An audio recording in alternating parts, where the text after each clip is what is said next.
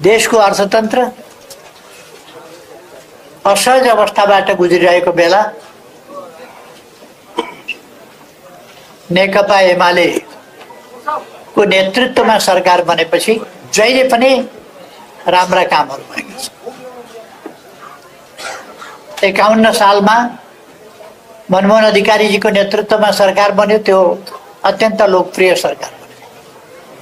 72 सालमा हामीले संविधान बनायौं, त्यसपछि सरकार बनायौं हाम्रो नेतृत्वमा। त्यो सरकारले ऐतिहासिक कामहरू गर्यो, म त्यसको व्याख्या गर्न चाहन्छु। त्यसपछि 74 मा फेरि हाम्रो सरकार बन्यो।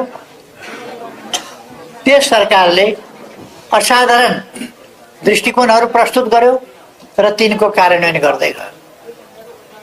सुशासन र विकासमा ध्यान केन्द्रित गर्यो।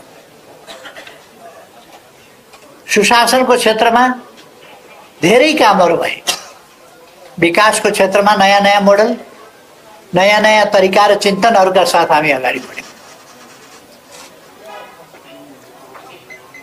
भ्रष्टाचार उन्मूलन भयो भन्दिनँ म, तर सकेसम्म हामीले नियन्त्रण गर्यौं। म आफैले प्रधानमन्त्री भएर